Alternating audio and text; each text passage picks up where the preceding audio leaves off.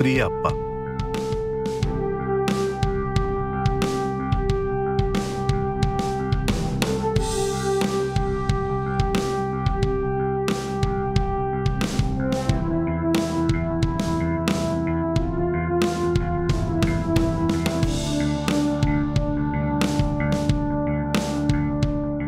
आजही कुठल्याही किल्ल्यावर गेलं की तुमच्या आठवणींची कळ आमच्या हृदयात उमटते आणि या किल्ल्यांनाही शहारून टाकते.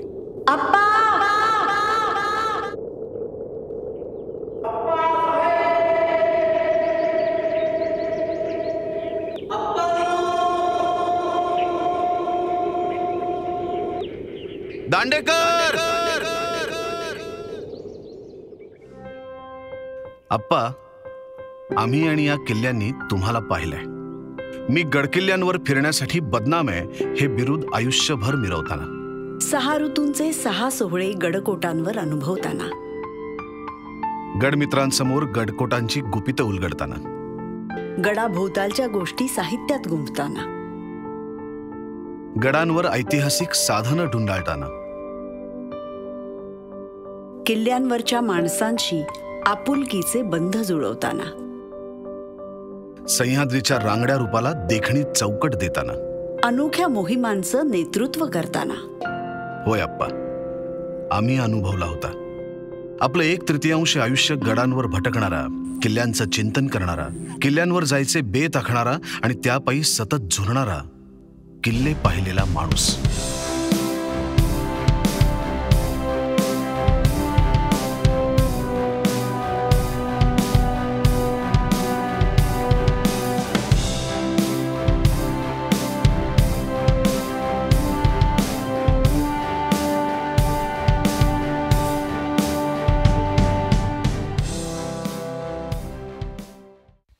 सह्याद्री,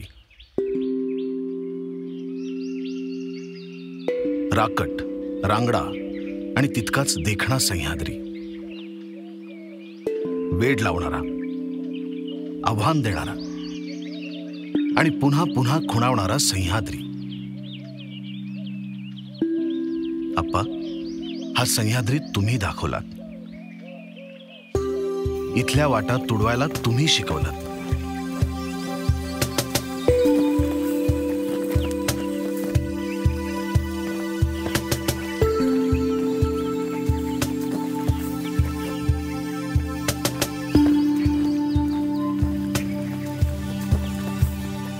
अप्पा, आजही कुठल्याही किल्ल्यांवर गेलं की वाटतं तुम्ही समोर याल आणि म्हणाल, गडे हो, तुमचं स्वागत.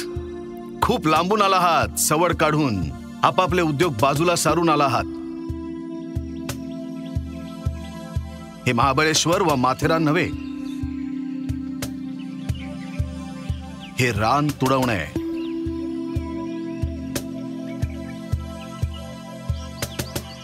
डोंगरी किल्ले पाहायला बाहेर पडणं म्हणजे 3-4 हजार फूट चढायची तयारी हवी, 7-8 मैल चालायची हिंमत हवी.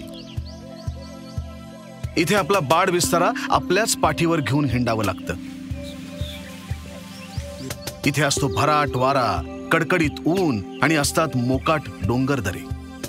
हे आव्हान असतं जिद्दीला, पुरुषार्थाला. या किल्ल्यांवर आपले पूर्वज काही एक इतिहास घडवून गेलेत. त्यांनी जय पराजय पचवले.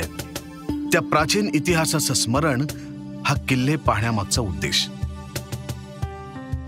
अप्पा, तुमच्या सौम्य परंतु ठाम शब्दात तुम्ही भान द्यायचात. हे भान देऊन तुम्ही किल्ले दाखवायचात. अप्पा, तुम्ही दृष्टी दिलीत, किल्ले पाहायची दृष्टी.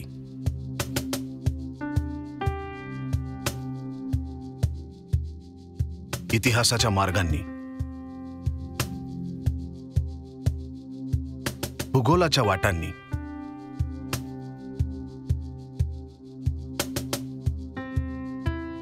निसर्गाच्या रूपांनी,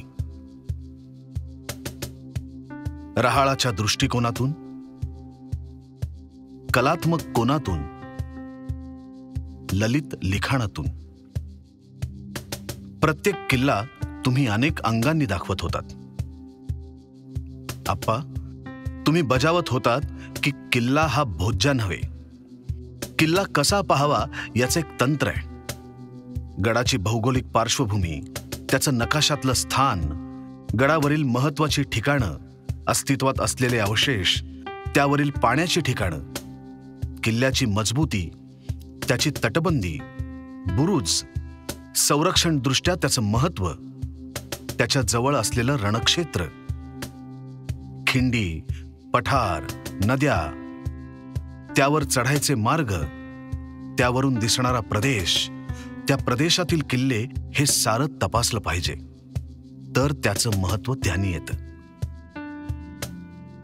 धावत पळत किल्ला पाहणं म्हणजे त्याचाही अपमान आणि आपलाही. कारण गडकोट हेच राज्य. गडकोट म्हणजे खजिना. गडकोट म्हणजे सैन्याचं बळ. गडकोट म्हणजे राज्यलक्ष्मी. गडकोट म्हणजे आपलं प्राण संरक्षण. शिवरायांच्या आज्ञापत्रातील या ओळी. ही दूरदृष्टी बाळगणारे शिवाजी महाराज. त्यांनी किल्ले हे तीर्थक्षेत्र मानली. या दुर्गांच्या रचनेचं, व्यवस्थेचं, जपणुकीचं, रक्षणाचं एक स्वतंत्र शास्त्र बनवलं. याच किल्ल्यांचा कल्पक उपयोग करून आपलं राज्य चालवलं आणि वाढवलं. आप्पा, ते छत्रपती शिवाजी महाराज तुमचं दैवत. तुम्हाला असं विचारशील की एका वाक्याचे वर्णन करतो, मी आता म्हणेन की शिवाजी राजा हा स्वयमेव एक उत्तुंग, बलवंत, गगनस्पर्शी, गगनाचं चुंबन घेणारा असा एक दुर्ग होता.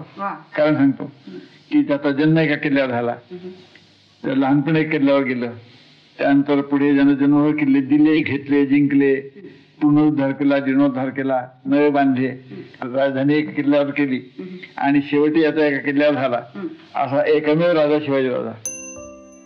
शिवाजी आमुचा राणा, मराठी आमुचा बाणा या प्रेरणांवर आणि ऐतिहासिक कादंबऱ्यांच्या वाचनावर तुमचं भरण पोषण झालं. लहानपणापासूनच किल्ल्यांविषयी एक अनामिक ओढ तुमच्या मनात निर्माण झाली. गोपाल नीलकंठ दांडेकर, किल्लेदार, किल्ले, गोपाळगड, तुम्ही स्वतःची ओळख अशी करून द्यायचात. आप्पा, वयाच्या 13व्या वर्षी तुम्ही घरातून पळालात. स्वातंत्र्य चळवळीत उडी घेण्यासाठी थेट मुंबईला पोहोचलात. केवळ जगण्याच्या ओढीनं मिळेल त्या दिशेला भटकत राहिलात. महानंद स्वामींच्या मेळ्यात दाखल झालात. मग गाडगे महाराजांच्या खात्यात. तिथे अंग मोडून जनसेवा केलीत. तिथून आळंदीत आलात. वारकरी झालात. संत वाङ्मयाचा अभ्यास केलात. मग धुळ्याला श्रीधर शास्त्री पाठकांकडे वेदांत शिकलात. त्या दरम्यान मराठवाडा मुक्तीसंग्रामात 3 महिन्याचा कारावास भोगलात.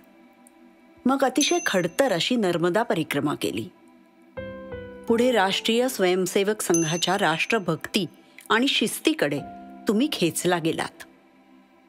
मध्य प्रदेशात इंदूरला संघाचे पूर्ण वेळ प्रचारक म्हणून काम केलं. या साऱ्या प्रवासात तुम्ही शक्य होईल तसे किल्ले पाहत राहिलात. 1945च्या दरम्यान तुम्ही पुण्यात आलात. नीराताईंसोबत तळेगावला संसार थाटलात. आप्पा, तुमचं अवघं आयुष्यच एक भ्रमणगाथा होती. तिच्या जोडीला तुमचा लेखन प्रवास सुरू झाला. वऱ्हाडातल्या, कोकणातल्या, मावळातल्या, मराठवाड्यातल्या त्या भागातील अनुभवांना तुम्ही अक्षररूप दिलत. त्यातून एकाहून एक अशा सरस साहित्य कृती जन्मास आल्या. त्यातल्या व्यक्तिरेखा, कथानक यांचा मराठी भावविश्वावर अमिट असा ठसा उमटला. तुमच्या स्मरणगाथेवर साहित्य अकादमीच्या पुरस्काराची मोहर उमटली. 1981 सालच्या अकोला येथील अखिल भारतीय मराठी साहित्य संमेलनाचं अध्यक्षपद तुम्ही भूषवलत. पूर्ण वेळ लेखन करणं आणि किल्ले भटकणं हा तुमचा जीवनक्रम झाला. कधी एकट्याने तर कधी आमच्यासारख्या गडमित्रांचा गोतावळा जमवून तुम्ही मनसोक्त भटकंती केलीत. अप्पा, राजगड, रायगड आणि राजमाची हे तुमचे अत्यंत प्रिय किल्ले. या तिन्ही गडांवर तुम्ही किती वाऱ्या केल्या याची गणती नाही. राजगडावर तुमचा विशेष लोभ, कारण शिवाजी महाराजांचं कुटुंब जवळपास 25 वर्ष इथं वास्तव्यास होतं. एक गोष्ट लक्षात ठेवायची स्वराज्यावर आलेली सगळी अद्भुत, अकल्पित, भयंकरित ही कोसळली राजगडाच्या खांद्यावर. फत्या खान हा विजयातून तरुणाला शिवाजी, त्याचे गाव घेण्याकरता राजे राजगडावर उतरले. अब्दुल खान साहेब आले, त्यांना भेटण्यासाठी शिवाजी राजे उतरले, राजगडावर उतरले. शाहिस्ते खान साहेब ते आले, त्या उतरले, ते राजगडावर उतरले. जयसिंग आला, जयसिंग बिजय खांडवी त्यांच्याशी तह करण्याकरता राजे राजगडावर उतरले.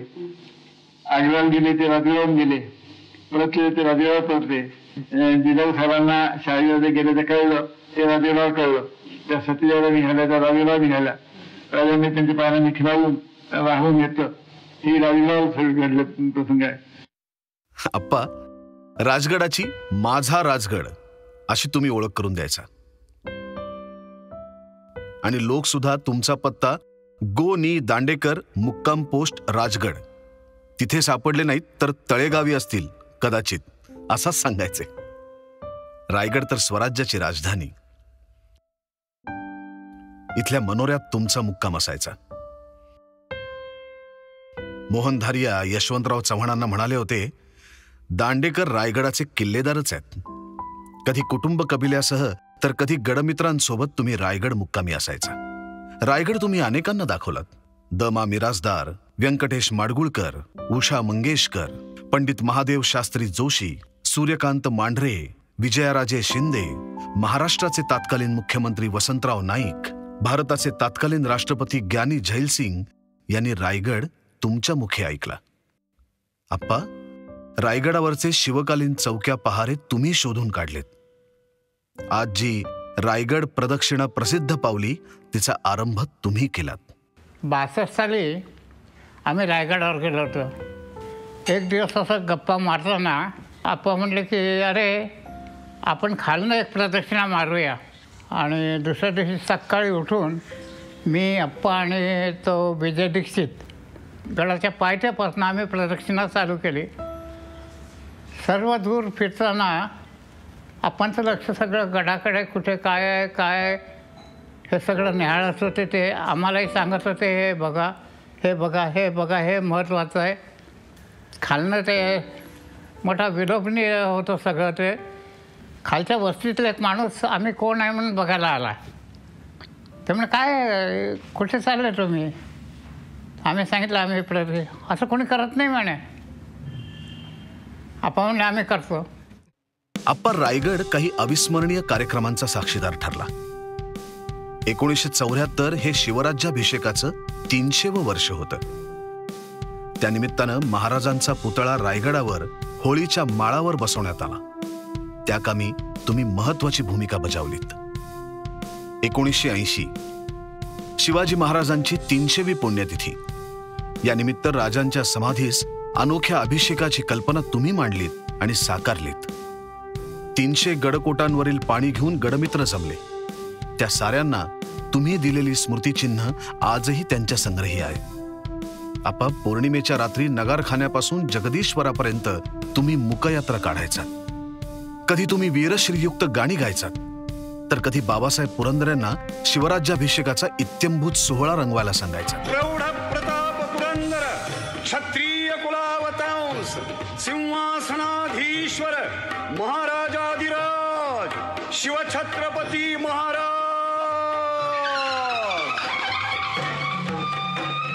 त्या सर्व क्षणांची स्पंदनं अजूनही आमच्या मनावर रेंगाळतात. राजमाजीच्या निसर्गाने तर तुम्हाला भुरळच घातली होती. 10 दिवस 10 दुर्ग या अनोख्या मोहिमेचा प्रारंभ इथूनच झाला.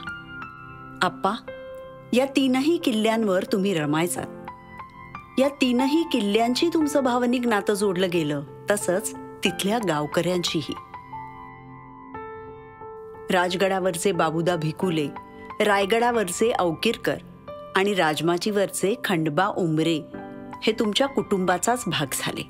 राजगडावरील बाबुदा भिकुल्याची लेक यसुदी म्हणायची, एकला आप्पा गडावर असलं तरी गड कसा भरल्यावानी वाटतं. राजगडावरच्या पद्मावती मंदिराचे पत्रे वादळ वाऱ्यामुळे दरवर्षी उडून जात. त्याची डागडुजी तुम्ही अनेकदा करून घेतलीत. 1972च्या भीषण दुष्काळात तुम्ही या साऱ्यांना मदतीचा हात दिला. सहसंवेदनेची ही बीज आमच्याही मनात रुजत गेली, कळत नकळत. आप्पांच्या बरोबर हिंडताना मला असं जाणवलं की अनेक किल्ले जे त्यांचे आवडते, विशेषतः राजगड, रायगड, राजमाची, हे किल्ले त्यांचे अतिशय आवडतात. तर त्या कुहारात राहणारी जी माणसं होती, आता ही माणसं ही शेतकरी होती आणि त्यांचे दुष्काळामुळे झालेले हाल हे आप्पांनी स्वतःच्या डोळ्यांनी पाहिलेले होते. साहित्यावर जगणारा एक मराठी साहित्यिक काय करू शकतो हे मी माझ्या डोळ्यांनी बघितलं. ह्या माणसांना तर त्यांनी पैशाची मदत तर केलीच, पण नंतर असं झालं की 1973 साली दुष्काळ हा काही थांबायचे चिन्ह दिसेनात. अनेक लोकांनी त्यांची गुरं खाटकाला विकून टाकण्याचं ठरवलं आणि ह्या हाडकं निघालेल्या गुरांचे सांगाडे हे रस्त्याने जाताना दिसत असत. हे सगळं बघून आप्पांचं मन अतिशय व्यथित होत असे आणि ते म्हणाले, बापारे, ही गुरं जगवली पाहिजेत. तर केवळ त्या गुरांसाठी राजगडवरती बाबूदा भिकुलेच्याकडे जाऊन आम्ही पैसे दिले. त्याबरोबर त्या वेळेला मी त्यांच्याबरोबर गेलो होतो. आप्पा, तुम्ही किल्ल्यांचे विश्वकोश होतात. दुर्ग निर्मितीपासून इंग्रजी राजवटीत त्यांचा विध्वंस होईपर्यंतचा रंजक प्रवास तुम्हाला मुखोद्गत होता. किल्ल्यांवरील अनौपचारिक गप्पांमध्ये, औपचारिक मुलाखती, भाषणात त्याचा प्रत्यय आम्ही घेत आलो. पहिला किल्ला आपल्या इतिहासावर माहित असलेला हा मोहेंजोदडो होता. मोहेंजोदडो होता आणि हडप्पाचा. मी किती वर्ष गेला? 5.5 वर्ष इतका जुना. आणि ते दोन्ही किल्ले सगळं मोहेंजोदडो, हडप्पा दोन्ही किल्ले पाकिस्तानात गेले, आपल्या भारतात उरले नाहीत. आपले पुरातत्व अतिशय खिन्न झाले. काय करावं? सगळ्या पश्चिम शोधित ते दक्षिणेकडे येऊ लागले. तर त्यांना अहमदाबादपासून 70 मैलावर लोथर नावाचं एक स्थळ सापडलं, लोथर. मग त्यांनी ती सगळी जागा एक्वायर केली शासनाकडून आणि ती खंड सगळं.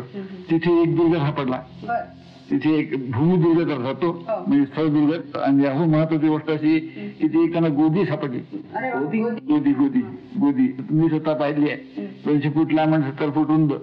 आणि त्या गोदीमध्ये जहाज आणून दुरुस्त करीत. ती जादू येत कुठून? ती पश्चिम दिशेने सगळीकडे. तो म्हणजे याचा अर्थ असा की 5,500 वर्षापूर्वी देखील आपल्या देशाचा व्यापार हा पश्चिमेशी सुरू होता. या व्यापाराचा आणि किल्ल्यांचा काय संबंध होता? सबंध सह्याद्रीभर अशा 500 लाटा आहेत घाटवाटा. त्या 500 घाटवाटाने वर चढायचा आणि वर कोल्हापूर, करीर, नंतर कराड, नाशिक या सगळ्या मोठमोठ्या शहरांच्याकडे रवाना व्हायचा. वाटेत काय अतिशय कठीण जंगल होतं, भयंकर जंगल वाटेत. आणि त्या सौंदर्यात कशी शापद असतील तर त्यावरने शापलापासून आणि हा जो माल वर जायचा, बैलांच्या पाठीवर लादून लमान घेऊन जायचे ते, तर त्यांचं संरक्षण करण्याकरता म्हणून खाली तळात एक चौकी आणि त्या चौकीमध्ये काही स्वार ठेवलेले, ते स्वार त्यांच्यावर दिले जायचे त्या लमानाच्या तांड्याच्या बरोबर. घाटावर पोचवलं माथ्यावर की मोकळे झाले. तिथे वर एक चौकी आणि खाली एक चौकी, अशी ही चौकी खालची घाटावरची आणि तळाची, हे आहे किल्ल्यांचं मूळ रूप. तर इथून दुर्ग प्रारंभ झाला. आप्पा, महाराष्ट्रात पहिले किल्ले केव्हा आणि कुणी बांधले? पहिल्या दुर्गांचा जो संत निर्माण केला तो सातवाहनांनी केलेला आहे. पण हे कशावर ओळखायचं? हा बरोबर, उत्तम प्रश्न केला असतो. जीवधनाच्या उपत्यकेतून म्हणजे जीवधनच्या शेजारून मुरबाडला उतरण्यासाठी एक रस्ता आहे, आजही आहे तो. त्याला म्हणतात नाणे घाट. घाटाच्या माथ्यावर एक प्रचंड गुहा मोठी होती. त्या गुहेत सगळ्या सातवाहनांचे पुतळे होते. आता ते सगळे नष्ट झाले, आता काही राहिले नाही. तिथे पावलांच्या खुणा तेवढ्या राहिल्या आहेत. आणि तिथे एक प्रचंड शिलालेख आहे ब्राह्मी भाषेत लिहिलेला. आणि त्याच्यात सातवाहनाने जे यज्ञ केले नानापरी ते यज्ञांचं वर्णन आहे. याचा अर्थ असा की तो जीवधन किल्ला सातवाहनाने बांधलेला आणि त्याच्यासारखा नाही तसे शैलकृत्य असलेला, शैलकृत्य म्हणजे तसेच भुवार, तसेच गुहा असे असलेले सगळे जे किल्ले ते सगळे सातवाहनाने बांधलेले. आपण आता हिशेबच करायचं तर शिवनेरी यामध्ये धरूया आपण. शिवनेरीच्या पश्चिमेकडे जाऊन उभं राहिलो म्हणजे हडसर, चावंड, जीवधन, पूर्वेकडे वळलो नारायणगड, उत्तरेकडे वळलो हरिश्चंद्रगड, अलंग, कुलंग, रतनगड, दक्षिणेकडे राजमाची, लोहगड, विसापूर, तुंग, तिकोना असा किल्ल्यांचा गुच्छ सगळा सातवाहन निर्माण केला आहे. आप्पा, किल्ला किती जुना हे कसं ओळखायचं? की ज्या किल्ल्यावर ज्या किल्ल्याच्या भोवताली, ज्या किल्ल्याच्या शेजारी, ज्या किल्ल्याच्या उपत्यकेत मध्ये खांब टाकून अशी पाण्याची टाकी खणलेली आहे, तो किल्ला खूप जुना. म्हणजे 2.5 वर्ष निश्चितच जुना तो इतकाच. आप्पा, कोणत्याही किल्ल्याचं नाव घेता क्षणी तुम्ही त्याची कुंडली मांडायचा. सिंहगड, पूर्वीचं नाव कौंडिण्य दुर्ग, बाले किल्ल्यावरचं कौंडिण्येश्वराचं मंदिर त्याची साक्ष. कुण्या कौंडिण्य ऋषीनं इथं तपस्या केली होती. पुढे कौंडिण्य दुर्गाचं भ्रष्ट रूप कोंढाणा, इस्लामी राजवटीत कुंधाना आणि मग सिंहगड. इंग्रजांनी कुठला किल्ला कोणत्या दिवशी तोफा डागून उद्ध्वस्त केला याचा तपशीलही तुम्हाला तोंडपाठ होता. आप्पा, यासाठी तुम्ही दिवसेंदिवस भारत इतिहास संशोधक मंडळात बैठक मारून बसला होता. आज्ञापत्र, ऐतिहासिक कागदपत्र, बखरी यांचा अभ्यास केला. इथेच तुम्हाला तुमचा सहचर गवसला, तुमचा बाबा आणि आमचे बाबासाहेब पुरंदरे. शिवचरित्र हा तुम्हा दोघांच्या जिव्हाळ्याचा विषय. फरक इतकाच की बाबासाहेबांना शिवचरित्राच्या इतिहासानं झपाटलं होतं, तर तुम्हाला शिवचरित्रविषयक भूगोलानं. आप्पा म्हणत असत की माणूस जसा कादंबरी वाचतो तसा तर नकाशा त्याला वाचता आला पाहिजे. आता नकाशा वाचणं म्हणजे काय, तर आपण पायी हिंडतो त्याची जोड जर नकाशा वाचनाला दिली तर ते अधिक सजग होतं, अधिक ते साक्षरतेनं तो माणूस नकाशा पाहू शकतो. आप्पा ही घाटखिंडी, किल्ले अनेक ठिकाणी हिंडले, अनेक जंगलं हिंडले, त्यामुळे त्यांचं हे ज्ञान अत्यंत अचूक झालं. एका किल्ल्यावर उभं राहिल्यानंतर आसमंतात 360 अंशाच्या डिग्रीमध्ये फिरून ते जवळजवळ संपूर्ण मुलूक ते सांगत असत, अत्यंत अचूकपणे. आप्पा, दुर्ग भ्रमंतीला तुम्ही चित्र चौकट प्राप्त करून दिलीत. तुम्ही छायाचित्रकार झालात. या कलेचा वारसा तुम्हाला तुमच्या वडिलांकडून मिळाला होता. तर पुण्यातले प्रसिद्ध छायाचित्रकार वा ना भट तुमचे गुरु झाले. भटांकडून कॅमेराची अगदी मूलभूत माहिती घेऊन तुम्ही छायाचित्रणास प्रारंभ केलात. कलात्मक दृष्टिकोन तुमच्याकडे होताच. अल्पावधीतच तुम्ही सावली दिवलीच्या या खेळात पारंगत झालात. गडकोटांची अत्यंत विलोभनीय छायाचित्र तुम्ही काढलीत. त्याची प्रदर्शनं देखील भरली. महाराष्ट्र शासनाने तुम्हाला गडकोटांची छायाचित्र काढण्यासाठीची खास जबाबदारी दिली. तुमच्यासोबत फिरणाऱ्या गडमित्रांना तुम्ही प्रकाश योजनेचं, छायाचित्रणाच्या कोनांचं ज्ञान मुक्त हस्ते वाटलं. 1959 साली आप्पांनी कॅमेरा घेतला आणि दुर्गभ्रमण त्याच्या आधीपासूनच चालू झालेलं होतं. किल्ल्यांचे फोटो काढणं हा त्यांचा अतिशय महत्त्वाचा छंद होता. म्हणजे तसे ते जिकडे गेले तिकडे त्यांनी फोटो काढलेच. पण त्या काळामध्ये म्हणजे जवळजवळ आता 60पासून आजपर्यंत इतक्या वर्षांपर्यंत त्यांच्या छायाचित्रांखेरीज फार कमी छायाचित्र आपल्याला बघायला मिळतात किल्ल्यांची. दुर्मिळ आहे ते. आणि त्यामुळे एका अर्थाने आप्पांनी जे कॉन्ट्रीब्युशन केलं ते किल्ल्यांचे फोटो काढण्याचं, ते खूप महत्त्वाचं मानावं लागेल. कारण ते दस्तऐवज आहेत. म्हणजे आता असं लक्षात येतं की कित्येक त्यातली स्थळं ही नामशेष झालेली आहेत आणि त्यामुळे तो दस्तऐवज आहे असं मी म्हटलं. आप्पा, तुम्ही टिपलेल्या छायाचित्रांवर नजर फिरवली तरी गडकोटांची ढासळती स्थिती ध्यानात येते. आप्पा, आता गडांवर लोकांचा राबता वाढलाय. किल्ल्यांना धोका स्वकीयांपासूनच निर्माण झालाय. शहराजवळचे किल्ले पर्यटन स्थळं झाली आहेत. सिंहगड पिठलं भाकरीसाठी प्रसिद्ध पावलाय. लोक स्वप्रतिमेच्या धुक्यात हरवत चाललेत. आता किल्लेप्रेमींना, शिवप्रेमींना नव्या वर्षाच्या रात्री जागता पहारा द्यावा लागतो. गडांची तीर्थप्राशन क्षेत्र होऊ नयेत म्हणून.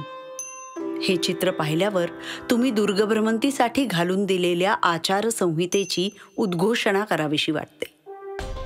ज्यांचं स्मरण होताच मस्तक नम्र होतं, बाहू स्फुरण पावतात, शरीरावर रोमांच उभं ठाकतात ते दिग्विजयी शिवाजी महाराज.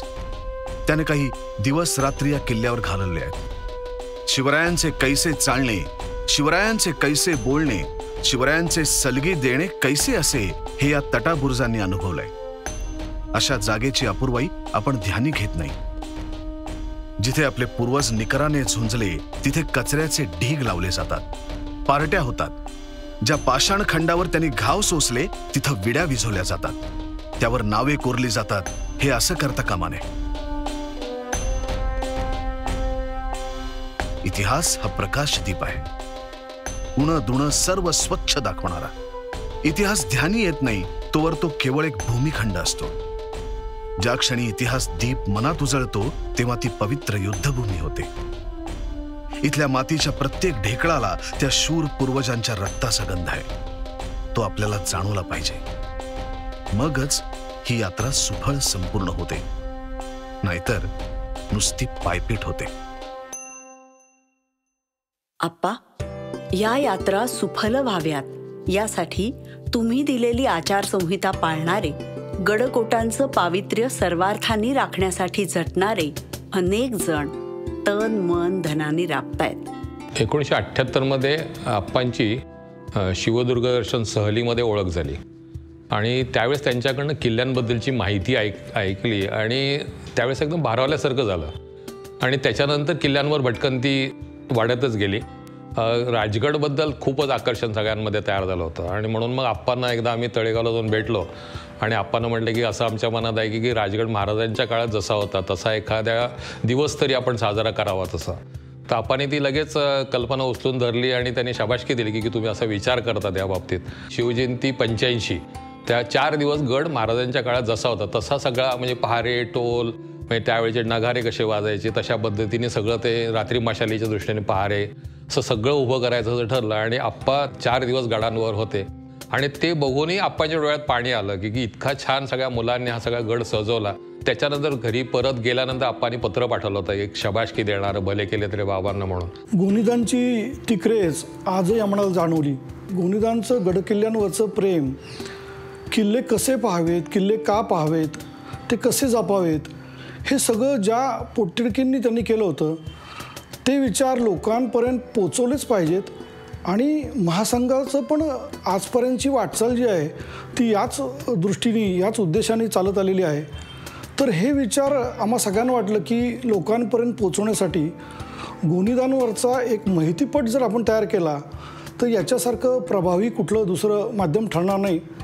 आप्पा, किल्लेप्रेमी आडवाटांवरचे किल्ले भटकतात. संभाजीराव भिडेंच्या गडकोट मोहिमांना वाढता प्रतिसाद आहे. त्यांचे मावळे रोज नित्य नेमाने रायगडावर पूजा करतात.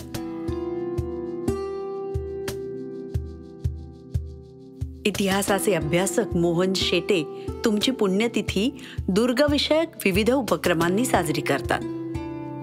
तुमच्या जावयाने विजय देवांनी 5 दुर्ग साहित्य संमेलनं आयोजित करून दुर्गप्रेमाला एक आगळं वळण दिलं. मुकुंद गोंधळेकर राजमाची परिसरातल्या लोकांच्या उन्नतीसाठी झटत होते, त्याची तर शाबासकी तुम्ही तुमच्या हयातीतच दिली होती. आप्पांबरोबर आम्ही अनेक किल्ले फिरलो आणि ते फिरत असताना असं एक जाणवलं की किल्ल्यांच्या परिसरामध्ये राहणारी जी माणसं आहेत ती अत्यंत दुर्गम भागामध्ये राहत आहेत. त्यामुळे कमालीचं दारिद्र्य आहे. तर हे लोक कोण आहेत? छत्रपती शिवाजी महाराजांनी ज्या महाराष्ट्रातल्या दऱ्याखोऱ्यातल्या मावळ्यांना एकत्र करून स्वराज्य निर्माण केलं त्या मावळ्यांचे वंशज, थेट वंशज आहेत ते. त्या मावळ्यांच्या वंशजासाठी आपण काहीतरी देणं लागतो. ह्या भूमिकेतून आम्ही काही मित्रांनी असं ठरवलं की एखादा किल्ला निवडून त्याच्या परिसरात राहणाऱ्या लोकांसाठी काहीतरी काम करायचं. राजमाची हा किल्ला त्यासाठी आम्ही निवडला. ते आम्ही हळूहळू शाळा सुरू केली आणि मग इथल्या माणसांना रोजगार मिळावा काहीतरी म्हणून इथे आम्ही अनेक कामं केली. रस्ते बांधले, काही पाऊलवाटा बांधल्या, किल्ल्यांची साफसफाई केली. हा पर्यटन व्यवसाय हा इथे चांगल्या प्रकारे होऊ शकतो म्हणून आम्ही इथल्या लोकांना ते शिकवलं. ह्या सगळ्या कामाला सुरुवातीपासून आप्पांचा आशीर्वाद होता. आप्पा उभ्या हयातीत तुम्ही 250 किल्ले पाहिले. आज्ञापत्रात म्हटल्याप्रमाणे सालेरी अहिवंतापासून जंजी कावेरीपर्यंत. आप्पा असा कुठला खजिना होता या किल्ल्यांवर ज्याला शोधत जीवाची दडदड करत तुम्ही वारंवार इथे यायचात? आप्पा, हे गडकोट तुमचा प्राणवायू होते. किल्ल्यांवर येता क्षणी तुमचा चेहरा खुलायचा. तुम्ही शरीरानं आमच्यासोबत तर मनानं शिवकाळातच असायचात, महाराजांसोबत. रायगडाच्या राजसभेत तुम्ही सदैव कडेनं चालायचा, राजांच्या स्वारीला अडथळा नको म्हणून. आप्पा, तुम्ही किल्ल्यावर यायचात ते साक्षात्काराच्या ओढीनं. गडकिल्ले हे तुमच्या लेखी रोमहर्षक चैतन्यमय आणि वय विसरायला लावणारी स्फूर्तीस्थळच. इथे आल्यावर मन सांसारिक व्यापातून मुक्त होतं. निसर्गाशी मैत्री जुळत भराट वारा छातीत भरून घेतल्यानं आरोग्य आपला पत्ता विचारत येतं. वाढतं वय तिथेच थांबतं. 5-10 वर्षांनी तरुण झाल्यासारखं वाटतं. नाना समस्यांनी घेरलेल्या जीवनातून काही क्षण काढून जे या ऐतिहासिक स्थळांना भेट देतात त्यांना हा अनुभव येतोच. साक्षात्कार म्हणजे तरी काय वेगळं असतं? आप्पा, या साक्षात्काराचा अनुभव तुम्ही स्वतः घेत राहिलात आणि इतरांनाही देत राहिलात. तुमच्या दुर्ग भ्रमंतीतून आणि त्यावरच्या ललित लेखनामधूनही. कारण तादात्म्य पावणे हा तुमचा स्वभावच होता. तुम्ही किल्ल्यांशी तिथल्या वातावरणाशी समरस व्हायचा. इतके की आकाशात जमणाऱ्या ढगांची गर्दी तुम्हाला किल्ल्यांवर चालून येणारं शत्रूचं सैन्य भासे. वाऱ्यावर डुलणाऱ्या गवतात तुम्हाला समुद्राच्या लाटा दिसत. आणि किल्ल्यांच्या चिरेबंद भिंतींमध्ये जिवंत रसरशीत इतिहास. आप्पा, गडाभोवतालच्या माणसांचं, त्यांच्या जीवनाचं प्रतिबिंब तुमच्या लिखाणात पडलं. ते तुम्ही कथानकात गुंफलत. मावळत्या सूर्याकडे पाहून नारायण कसा ग्वार दिसतो असं म्हणणारी रायगडावरची मनी अवकिरकर रानभुलीमध्ये उतरली. कर्नाळ्याचा नाग्या जैत्रे जैतचा नायक झाला. रुपेरी पडद्यावरही झळकला. बाबुदा भिकुलेचा जावई हानुवतीची गोष्ट वाघरूमध्ये साकारली. राजमाजीच्या निसर्गाशी एकरूप झालेला अनामिक माचीवरला बुधा झाला. आप्पा, खरं तर नाग्या, हनुमती किंवा बुधा हे तुम्हीच होतात. तुमच्याच अनुभूतींना तुम्ही या व्यक्तिरेखांमधून व्यक्त केलं आणि हा सृजन सोहळा अनुभवण्याचं भाग्य आम्हाला मिळालं. साधारणपणे 71 सालच्या त्यांच्या ज्या कादंबऱ्या झाल्या, म्हणजे कादंबरीमय शिवकालातल्या शेवटच्या 2 कादंबऱ्या, त्यानंतर वाघरू, तर अशा कादंबऱ्यांमध्ये हे जे उल्लेख आलेले आहेत हे त्यांच्या आणि माझ्या एकत्र भ्रमणातनं आलेले आहेत. 71 सालच्या त्यांच्या कादंबऱ्यांमध्ये त्यांच्या पहिले वाचक जे काही होते त्यातला एक मी होतो आणि याचा मला अभिमान वाटतो. ते 2-4 महिन्यांनी मी तळेगावला जात असे आणि ते तोपर्यंत लिहिलेलं ठेवत असत आणि त्यानंतर ते मला वाचायला देत असत. अतिशय अधीरपणे ते एरझारा घालत असत मी वाचत असताना आणि सारखे डोकावून पाहत असत की मी कुठल्या पानावर आहे ते. आणि त्यांना जे मी वाचायला हवं असायचं ते तिथं आल्यानंतर मी ते वाचल्यानंतर वर चमकून बघत असे आणि आप्पांचा हात टाळीसाठी पुढं आलेला असे. काय जमलं का असं ते विचारायचं आहे. मी अतिशय स्थिमित होऊन त्यांच्याकडे पाहायचो आणि हो जमलं आप्पा, परफेक्ट झालं हे. आप्पा, एका प्रख्यात मराठी लेखकाबरोबर आम्ही फिरलो. किल्ल्यांची तसंच तुमचीही विविध रूपं आम्ही पाहिली. आप्पांची 3 रूपं मी बघितलेली आहेत. एक इतिहासकार आप्पा, दुसरे आजोबा आणि वडील, तर तिसरे लेखक आप्पा. पण याहूनही 4थं रूप त्यांचं एक वेगळंच मला पाहायला मिळालं, तेही राजगडावर. आम्ही सहज म्हणून गाण्याच्या भेंड्या सुरू केल्या होत्या. मला माहिती होतं आप्पांचं संस्कृत पाठांतर फार मोठं आहे आणि तरीही त्यांच्याबरोबर भेंड्या खेळण्याचं धारिष्ट मी केलं. खोटं वाटेल पण 3 दिवस आमच्या या भेंड्या चालू होत्या. शेवटी मला काही सुचेना आठवेना तेव्हा मी जनगणमन हे राष्ट्रगीत म्हणून भेंड्या थांबवल्या. आप्पांचे अतिशय आवडते म्हणजे SD बर्मन आणि SD बर्मनचं ओरे माझी हे जे गाणं आहे ते अप्रतिम म्हणायचे. आप्पा, किल्ल्यांवर फिरताना तुम्ही चित्रपाषाण गोळा केलीत, विविध पुरातन वस्तू जमवल्यात. तुमचा हा जगावेगळा छंद आणि हा गडमित्रांचा गोतावळा निराताईंनी निगुतीनं सांभाळला. एका अर्थाने आप्पा नशीबवान म्हणायचे, कारण केव्हाही उठून ते किल्ल्यावर जायचे आणि माझ्या आईने ते सगळं अतिशय धीराने समजावून घेतलं. कारण दुसरं तसं कोणी पुरुष माणूस घरात नव्हतं आणि आप्पा काही नोकरी करत नव्हते, त्यामुळे त्यांना काही बंधनं नव्हती की कधी रजा घ्यायची, कधी निघायचे. त्यामुळे केव्हाही ती त्यांचे कपडे तयार ठेवायची, पिशवी भरलेलीच असायची आणि ते उठून किल्ल्यावरती जायचे. त्यांनी हजारो लोकांना किल्ले दाखवले. त्यामुळे जसं आप्पांचं योगदान आहे तसं आईचंही आहे असं म्हणायला हरकत नाही. आप्पा, शरीर साथ देत होतं तोवर तुम्ही गडांवर फिरलात. ज्या रायगडावर तुम्ही पायी चढ उतार केलीत त्यावर तुम्ही शेवटचं डोलीनं गेलात. तुमच्या प्रिय राजगडाला अखेरचा दंडवत घालत त्याचा निरोप घेतलात. आप्पा, आता कॅमेऱ्यांना पंख फुटले. किल्ला 1.5 गाव उंच, चहूबाजूंनी ताशीवकडा, कोठे पाखरू बसू म्हणेल तर त्यास जागा नाही. खुद्द शिवाजी महाराजांनी केलेलं आणि तुमच्या सदैव मुखी असणारं रायगडाचं हे वर्णन. तुम्ही पालथ्या घातलेल्या साऱ्या वाटा, चोरवाटा, जिथे ओणवे होऊन तुम्ही अंदाज घ्यायचा त्या टकमक टोकाची खोली, हे सारं तुम्हाला घर बसल्या पाहता आलं असतं. पण आमच्या या इच्छांना काही अर्थ नव्हता. तुम्ही ते सारं तुमच्या हयातीत प्रत्यक्ष पाहिलं, अनुभवलं होतं. आप्पा, आता फक्त तुमच्या असंख्य आठवणी आहेत. पाठपिशवी, पाणपिशवी, चित्रपाषाण, पावता झालो यासारखी तुमचे शब्द आणि तुमची अल्पाक्षरी पत्र आहेत. ते आमच्या प्रत्येक विषयात आमच्या बरोबरीने बोलायचे. त्यांना खूप आवडायची मधुबाला, नूतन वगैरे. म्हणजे जसं म्हटलं की त्यांना सगळ्यांमध्ये इंटरेस्ट होता.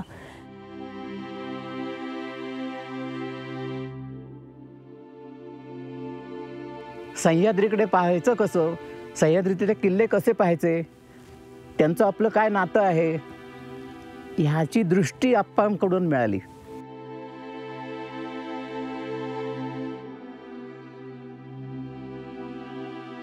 एखाद्या गडाला जायचं तर मेन रस्त्याला, जो मुख्य रस्त्यापर्यंत आम्ही उतरलो बसमधनं किंवा कोणत्याही वाहनातनं, की तिथनं त्यांना बरोबर त्या माकड वाटा कुठनं आहेत आणि वरती कसं जायचं ह्याचं सगळं आकलन व्हायचं त्यांना.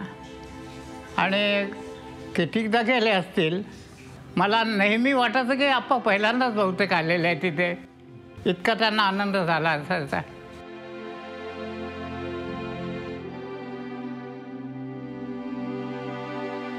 त्या तंद्रीत असत, ते एकरूप तादात्म्य होत, ते निसर्गाशी तादात्म्य होत. किल्ल्यांच्या वाटा, वन, नंतर दऱ्या दरकुटं, समुद्रकिनारे, इथं गेल्यानंतर त्यांची तंद्री असे आणि ते त्या 300-400 वर्ष पाठीमागे जाऊन ते जीवन ते जगत असत.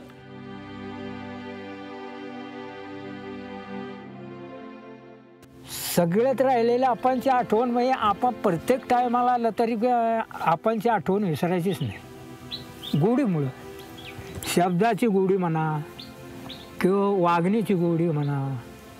फक्त मनुष्य जन्माला आल्यास माणूस म्हणून ओळखून जर राहिला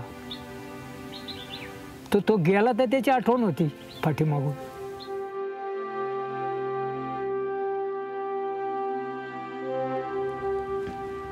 आप्पाही नाहीत, बाबासाहेब हे गेले.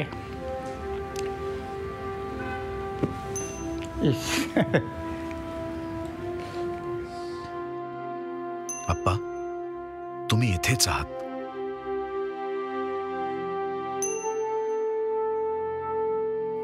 होय आप्पा, तुम्ही अवतीभोवतीच आहात. पाठीवर बॅगा टाकून सह्याद्री भटकण्याच्या वेडामध्ये.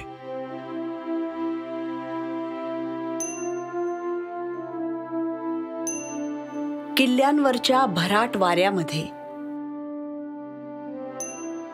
गडकोटांसाठी झटणाऱ्या प्रेरणांमध्ये, गडांवर फुलणाऱ्या निसर्गामध्ये, शिवरायांच्या जय जयकारामध्ये आणि असंख्य किल्ले प्रेमींच्या हृदयामध्ये. किल्ले पाहिलेला माणूस या अमिट नाममुद्रेसह.